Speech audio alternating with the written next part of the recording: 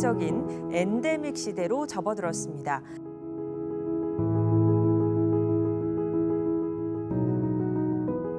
제대로 된 구제책이 필요하다고 목소리를 높였습니다. 저희 이러다 다 죽습니다. 진짜 제발 좀 살려주세요. 세상을 떠난 나이지리아 4남매의 발인이 오늘 치러졌습니다. 너희들도 마음껏 뛰어놀 수 있는 그 세상에서 행복하게 살 수 있도록 서툰 솜씨로 모음과 자음을 합쳐 글자를 완성시킵니다. 지역 아동센터에 나누기 위해 송편을 만듭니다. 봉사자 50여 명의 손에서 손으로 수백 장의 연탄이 전해집니다.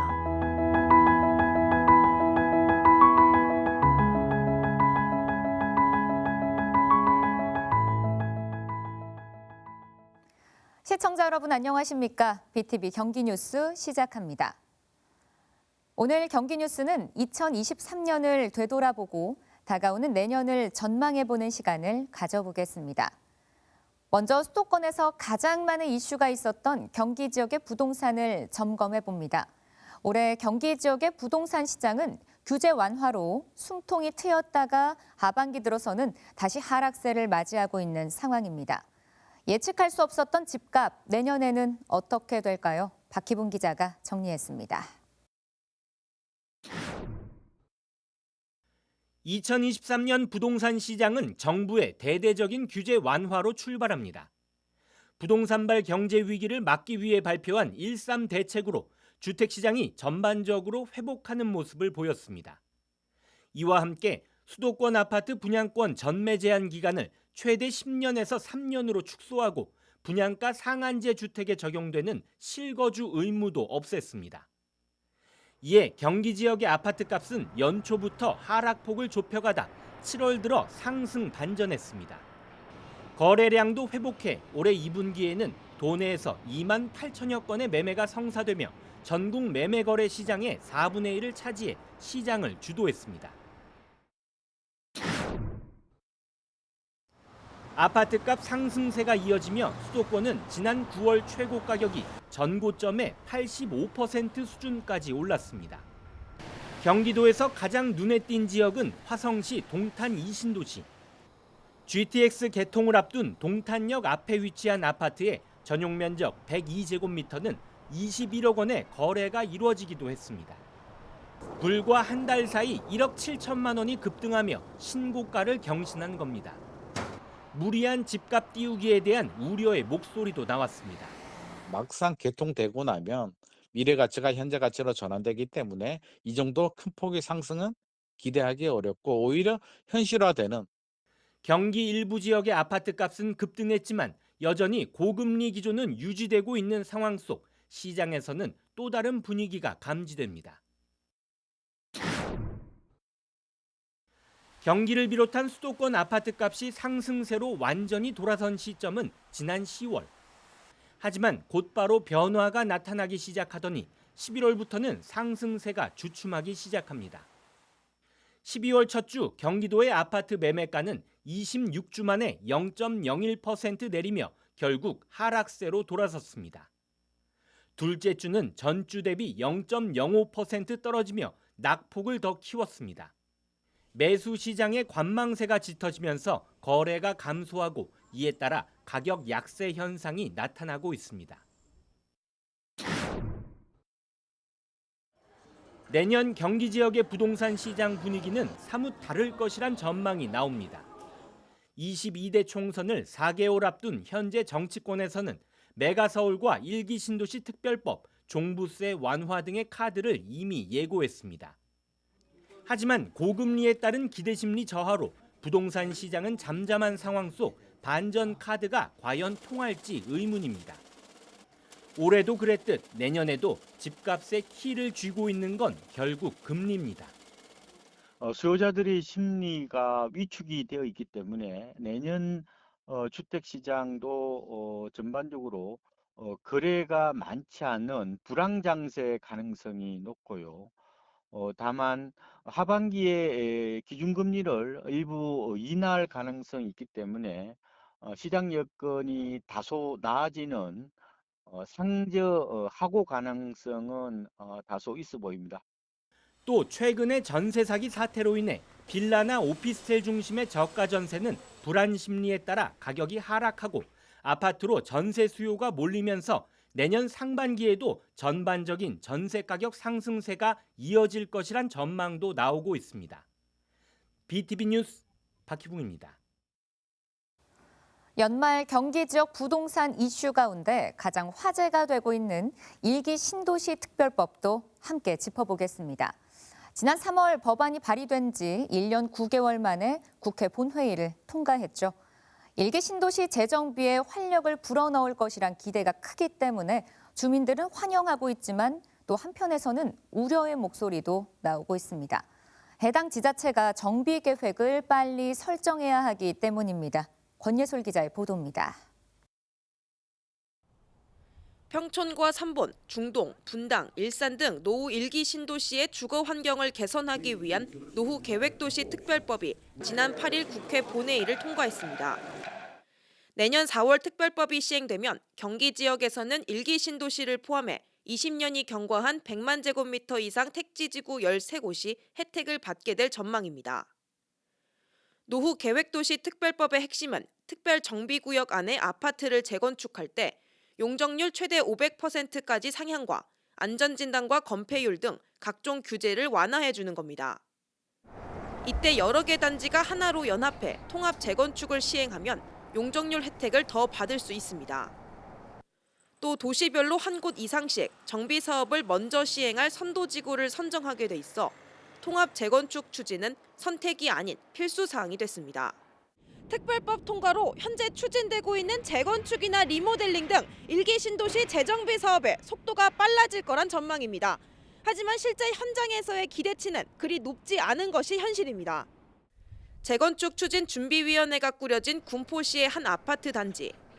주민들은 노후 계획도시 특별법을 요란한 빈수레라고 표현합니다. 특별법에 언급된 지자체의 도시 정비 계획안에 따라 인근 단지들의 통합 재건축 참여 여부가 정해질 거라며 군포시의 정비 계획이 하루라도 빨리 공개돼야 한다고 강조합니다. 좀 빨리 통합 재건축의 그 밑거름, 그러니까 초안이 빨리 지금 뭐 4월, 5월에 내년에 지금 뭐 그 주민 공람을 한다는 얘기가 있던데 그거보다 더 빨리 1월이든 2월이든 한 달이라도 좀 땡겨 주셨으면 그게 좋겠다고 생각합니다. 이에 대해 군포시는 내년 말 종료를 목표로 3본 신도시 재정비 계획 수립 용역을 진행 중이라며 아직 공개할 수 있는 정보가 없다는 입장을 밝혔습니다. 사업 추진을 위해 구체적인 밑그림이 필요하다는 1기 신도시 주민들과 아직 준비 단계에 머물러 있는 지자체 간의 간극을 줄이는 것이 1기 신도시 재정비 사업의 속도를 높이는 핵심이 될 것으로 보입니다. BTV 뉴스 권예솔입니다. 올해 경기 지역 부동산 시장은 물론 지역 경제의 가장 큰 이슈는 바로 반도체 클러스터입니다. 특히 용인, 이천, 화성, 평택을 중심으로 기업들의 투자가 집중되면서 최대 수혜 지역으로 떠오르고 있는데요. 특정 지역에 투자가 집중되고 압도적인 경제 성장을 보이면서 이제 경기 남부 내에서도 도시 간 균형 발전을 고민할 시기라는 지적이 나오고 있습니다. 박일국 기자입니다. 2023년은 경기도 반도체 산업이 새로운 도약을 하는 해로 기록되고 있습니다. 최대 수혜 지역은 바로 용인시입니다. 지난해 하이닉스 반도체 클러스터 착공에 이어 올해는 국가반도체 산업단지까지 유치하면서 반도체 산업의 세계적인 중심 도시로 도약할 준비를 마쳤습니다. 중앙정부 차원의 각종 지원까지 받아서 사업 기간도 계획보다 앞당겨질 것으로 보입니다. 반도체 클러스터 조성 작업은 순조롭게 잘 진행되고 있습니다. 계획보다 좀 빨리 진행이 되고 있기 때문에요. 2027년 봄 제1차 팹이 완공되는 데는 문제가 없다고 생각을 합니다. 용인시에 이어 눈에 띄는 곳은 바로 화성시입니다. 동탄에 반도체 공장을 가지고 있는 화성시는 외국계 부품 장비 회사들까지 줄줄이 입주하면서 반도체 산업의 중심지로 자리매김하고 있습니다. 우리 화성시가 명실상부 대한민국 최고의 반도체 클러스터의 핵심 도시로서 다시 한번 홍보할 수 있는 그런 계기가 되지 않았나 생각합니다. 반도체 공장 증설이 진행 중인 평택도 연관 산업 유치에 집중하고 있습니다. 평택시는 외국인 전용 산업단지까지 가지고 있어서 각종 유치전에 있어 유리한 고지를 선점한 상태입니다. 평택하면 이제 반도체, 수소, 자동차 뭔가 좀 특화된 도시, 특화된 산업을 또 그것도 첨단 산업 위주로 해서 앞으로 이끌고 가서 올해 용인과 화성, 평택을 중심으로 확정된 반도체 소부장 기업의 투자 금액만 13조 원에 달합니다. 앞으로 진행될 반도체 공장과 배후도시 건설 사업을 합하면 투자금은 수백조 원에 달할 것으로 추산되고 있습니다. 이처럼 특정 도시로 기업 투자가 집중되면서 지역 간 양극화 문제를 걱정하는 목소리까지 나오고 있습니다. 양극화가 우리 이제 지자체에서도 이제 양극화 현상이 일어나고 있는 겁니다. 뭐 용인의 그런 반도체, 그다음에 화성 그러면 여러 가지 이제 강소 기업들이 다 들어가 있고, 그다음에 뭐 평택 그러면 외국인 기업들이 많이 들어와 있고 그런 걸 또 성과를 내고 있고요. 그런 부분들이 사실은 조금 더 재분배를 좀 할 필요가 있지 않나. 실제 도내 경제 성장률 상위 3개 도시는 모두 반도체 도시입니다. 그나마 6위를 기록하고 있는 용인은 2-3년 내에 고도 성장을 예고하고 있습니다. 1인당 지역 총생산액도 반도체 공장이 있는 이천과 화성이 각각 1억 2천만 원과 1억 원으로 경기도 평균인 4천만 원보다 2배 이상 높습니다. 경제 규모를 나타내는 지역 총생산액은 화성시만 91조 원으로 경기 북부를 다 더한 금액과 맞먹는 수준이고, 용인, 평택 등 다른 반도체 도시를 합하면 190조 원에 달해 경기도 총생산의 40%를 차지하고 있습니다. 반도체 도시의 성장은 더 가팔라질 것으로 예상되는 만큼 지역 균형 발전 문제는 앞으로 경기도가 해결해야 할 새로운 과제가 될 것으로 보입니다. BTV 뉴스 박일국입니다. 지역 균형 발전을 위해 올해 경기도가 가장 힘쓰고 있는 역점 사업은 경기 북부 특별자치도 설치입니다. 하지만 서울 편입 이슈인 이른바 메가시티라는 큰 벽에 부딪히면서 북도 추진의 첫 단계인 주민투표부터 난항을 겪고 있습니다. 김동연 경기도지사는 흔들림 없이 끝까지 추진하겠다는 입장과 함께 대응 방안을 찾고 있습니다. 김효승 기자입니다. 하면은 이곳 경기 북부청에도 제가 와서 근무를 하겠습니다. 분명한 것은 추진하겠다는 강력한 의지와 반드시 경기 북부를 대한민국의 성장의 중심을 만들겠다고 하는 방향입니다. 민선 8기 김동연 경기도지사의 임기 시작과 함께 쏘아 올려진 경기 북부 특별자치도. 경기도를 북부와 남부로 분리해 북부 지역의 행정자치권과 재정 특례를 적용한다는 게 핵심입니다. 상대적으로 낙후한 북부 지역이 발전할 수 있도록 기반과 시스템을 마련한다는 겁니다. 이를 위해 지난해 12월 민관합동위원회가 출범했고 올해 3월엔 타당성 검토를 위한 연구 용역이 시작됐습니다. 중앙정부는 균형 발전 논리에 따라 전국 17개 시도에 동등하게 떡 하나씩을 고르게 나누어주고 있습니다. 인구 68만의 제주도에도 떡 하나를 주고 있습니다. 경기 북부 360만 도민들을 위한 떡도 있어야 되지 않겠습니까? 경기 북도 대상지는 고양과 양주, 남양주를 비롯해 한강 북쪽 10개 시군입니다. 지난 9월 김동연 지사는 비전 선포식을 통해 북도 설치는 대한민국 경제의 게임 체인저가 될 거라며 강한 의지를 드러냈습니다. 경기 북부는 대한민국 신성장을 이끌 최적지입니다. 경기 북부 특별자치도 설치와 경기 북부 대개발은 대한민국 경제의 게임 체인저가 될 것입니다. 실질적인 행정과 재정 권한을 부여받고 또 여러 가지 규제 개혁을 포함한 특례를 마련하는 일입니다. 지난 10월 갑자기 터져나온 메가시티 서울 이슈. 북도 추진에 빨간불이 켜졌습니다. 여당이 김포시를 서울로 편입하는 특별법 추진에 나선 겁니다. 경기도는 강경 대응 입장을 분명히 했고 도의회 차원에서도 비판을 이어갔습니다. 저는 국민의힘입니다. 그렇지만 이제는 정당을 초월해서 빠른 시간에 분도를 해야 되는데 불구하고 김포를 비롯한 서울 인근에 있는 시군들이 다 서울로 가겠다 그럽니다. 서울 시민들이 좋아하겠습니까?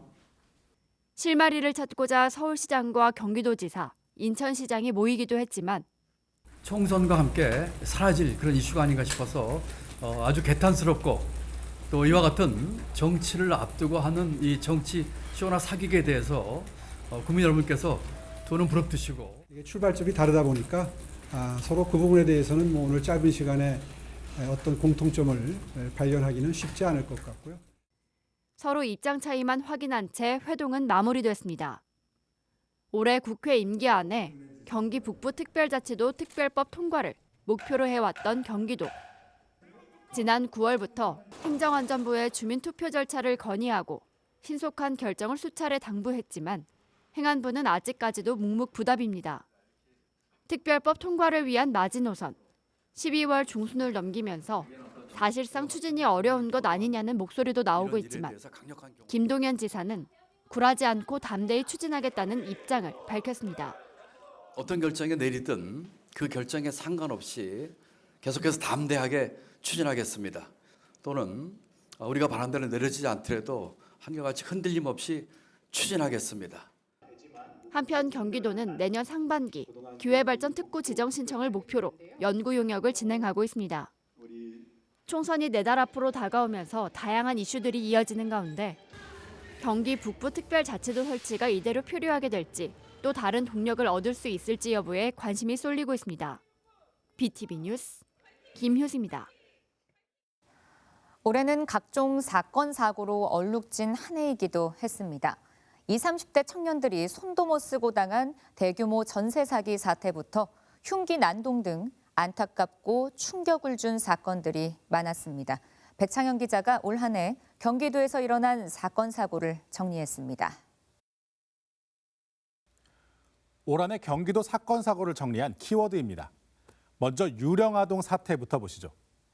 지난 6월 수원의 한 가정집에서 영아 시신 2구가 발견됐습니다. 이 사건을 계기로 출생 미신고 아동, 다시 말해 유령아동에 대한 대대적인 조사가 이뤄졌는데요. 경찰이 도내 183명의 유령아동을 조사했는데 대부분은 베이비박스에 인계된 것으로 파악됐습니다. 지역 교회에서 운영하는 이 베이비박스를 거쳐간 아동, 모두 145명이었는데요. 문제는 출생 신고가 되지 않으면 기본적인 의료 서비스나 교육을 받기 어렵다는 겁니다. 이런 문제를 막기 위해 내년부터는 병원이 출생 신고를 하는 이른바 출생 통보제가 시행될 예정입니다. 두 번째 키워드, 전세 사기입니다. 올 한 해 수원과 화성 지역을 중심으로 전세 사기 피해가 잇따랐죠. 경찰 추산 화성에서 발생한 전세 사기 피해 규모는 약 300억 원, 수원 지역은 700억 원 규모로 도내에서만 1,000억 원에 달하는 전세 사기 피해가 발생했습니다. 지난 4월 화성 동탄 신도시에 250여 채의 오피스텔을 소유한 부부가 파산하면서 발생한 사건이 그 시작이었는데요. 당시 이 부부는 갭 투자 방식으로 오피스텔을 사들이고 보증금으로 사치를 부려 재판에 넘겨졌지만 현재까지도 혐의를 부인하고 있습니다. 9월에는 수원 일대에 50채가 넘는 빌라를 소유한 일가족이 전세금을 돌려주지 못하면서 경찰이 수사에 나섰습니다. 돌려주지 못한 보증금은 710억 원에 달하는데 수원 전세 사기 피해자 수원대책위원회는 실제 피해 규모가 1,200억이 넘을 것으로 보고 있습니다. 피해자들은 지역 공인중개사뿐 아니라 은행들도 이들의 범행에 동참했다고 호소했는데요. 우연히 발생한 사건이 아닙니다. 은행은 보증금을 돌려받지 못해도 정보기관에 받으면 된다는 안일한 사고의 대출을 실행한 악의적인 범죄 행위입니다. 경찰은 일가족 3명뿐 아니라 이들과 공무원 공인중개사 4명, 중개보조원 2명을 입건했습니다. 하지만 피해 구제는 아직까지 이루어지지 못하고 있는 실정입니다. 피해자들이 선구제 후회수를 정부에 요구하고 있지만 국회 여야 간 견해 차이로 전세 사기 특별법 개정이 무산됐기 때문입니다. 정치적인 입장들이 그렇게 중요하신 겁니까? 사람 목숨보다 도대체 뭐가 그렇게 중요한 겁니까? 국민들을 살리자고 다 같이 살아보자고 제정한 특별법이잖아요. 저희 이러다 다 죽습니다. 진짜 제발 좀 살려주세요. 전세 사기 특별법 개정안이 국회 문턱을 넘지 못하고 해를 넘기게 되면서 피해자들의 고통은 내년까지도 이어질 것으로 보입니다. 다음 키워드 보겠습니다. 흉기 난동. 지난 8월 성남 서현역에서 발생한 무차별 흉기 난동으로 2명이 사망하고 12명이 부상을 입었습니다. 이에 앞서 7월엔 서울 신림역에서도 칼부림 사건이 발생한 바 있는데요. 비슷한 사건이 잇따르면서 수원역 앞을 비롯한 사람들이 모이는 곳에 커다란 장갑차가 들어섰고 순찰도 이어졌습니다. 칼부림 사건에 더해 예고글도 이어지면서 경찰이 특별 치안 활동을 이어갔는데요. 시민들은 지난 여름 내내 불안에 떨어야 했습니다.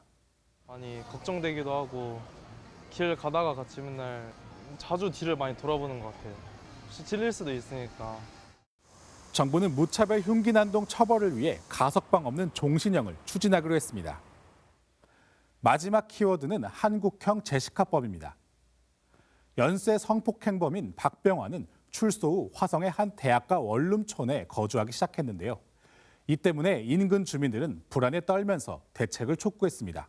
저희 아이들에게 끔찍한 성범죄의 재범이 발생된다면 그때 법무부 어떻게 책임지실 겁니까?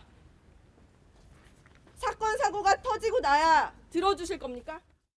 이에 정부가 내놓은 대책이 앞서 언급한 한국형 제시카법입니다. 한국형 제시카법은 박병화, 조두순 같은 고위험 성범죄자를 지자체가 운영하는 시설에 살게 하도록 하고 있습니다. 하지만 이 시설의 위치를 어디로 둘 것인지 또 거주 이전의 자유가 침해된다는 논란이 더해지면서 한국형 제시카법의 구체적인 시행 시점은 정해지지 않았습니다.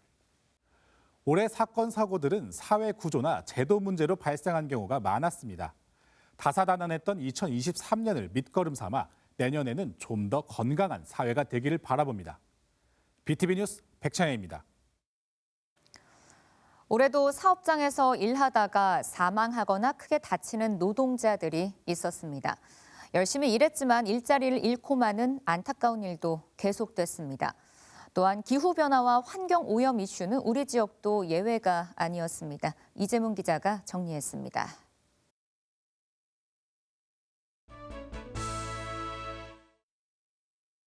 지난 8월 9일 안성의 한 공사장에서 붕괴 사고가 났습니다. 콘크리트 타설 작업을 하다가 거푸집이 무너져 내린 겁니다. 노동자 2명이 숨지고 4명이 다쳤는데 안타깝게 숨진 2명은 베트남에서 온 젊은 형제였습니다.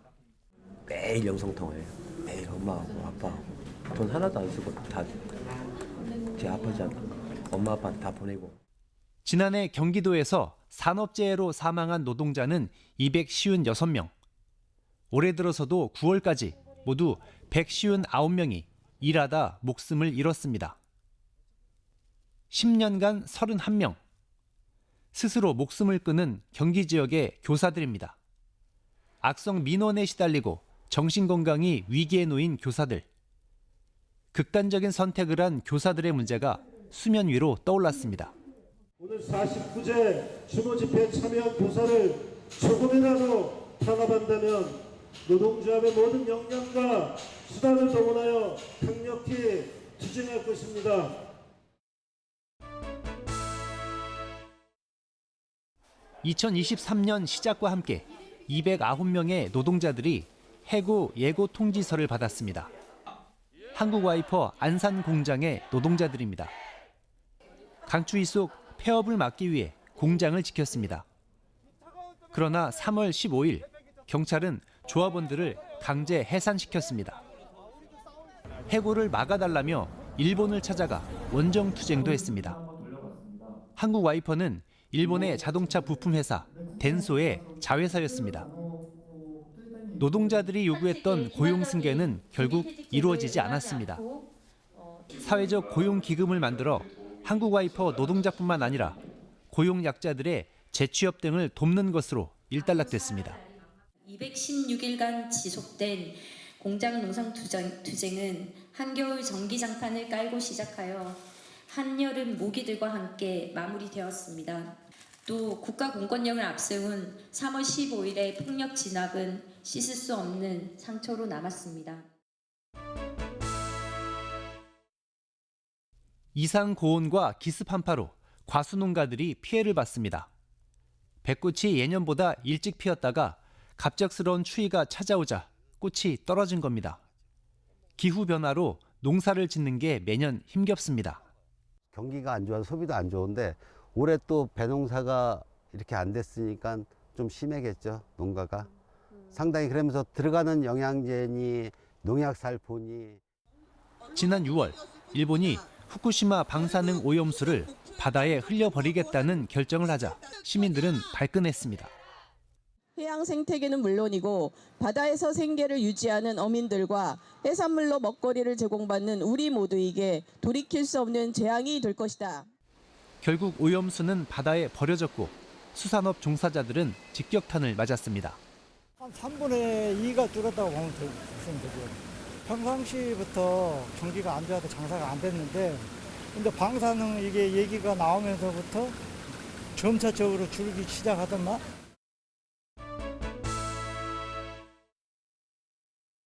우리 곁을 찾아온 귀한 손님들이 있었습니다. 안산 갈대습지에 사는 수달들이 시화호 일대로 영역을 넓히더니 물줄기가 이어진 시흥시 장현천 도심 한복판에서도 목격됐습니다. 수원 황구지천에서 확인됐던 수달은 상류로 올라와 의왕시의 왕송호수에서도 발견됐습니다. 보기 힘든 희귀 조류들도 우리 곁에 찾아왔습니다. 시흥에서는 천연기념물 쇠부엉이와 저어새가 사람들의 발길이 닿는 논에 날아왔습니다. 평택의 한 아파트 옥상에는 황새 부부가 둥지를 틀었는데 번식에 어려움을 겪었습니다. 보다 못한 주민들이 13m 높이의 둥지탑을 세워서 황새 부부가 알을 낳을 수 있게 도움을 줬습니다. 안산 대부도에는 봄마다 검은 머리 물대새가 찾아와 알을 낳고 있습니다. 올해는 3마리가 알에서 깨어났습니다. 도심 한가운데서 천연기념물 남생이가 발견돼 깜짝 놀라게 했습니다. 외래종 거북이 퇴치 작업을 하다가 토종 거북이 남생이가 낳은 알을 발견한 겁니다. 알에서 무사히 깨어난 남생이 새끼들은 화랑유원지 저수지로 힘차게 헤엄쳐 갔습니다. 환경오염과 기후변화 속에서도 우리 곁으로 찾아온 귀중한 생명들이 희망의 메시지를 전해주었던 한 해였습니다. BTV 뉴스 이재문입니다.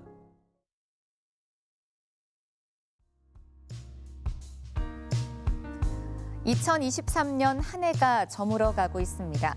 올해도 많은 분들이 어렵고 힘든 일이 많았지만 견뎌내고 다시 일어서 내일을 향해 희망의 발자국들을 남겨주셨습니다. 다가오는 2024년은 갑진년 청룡의 해인데요. 푸른 용의 기운이 가득한 새해를 맞아 시청자 여러분의 건강과 행복이 함께하길 기원하겠습니다. BTV 경기뉴스는 내년에도 우리 경기 지역 소식을 가장 가까이에서 전하며 함께 뛰겠습니다. 시청해주신 여러분 고맙습니다.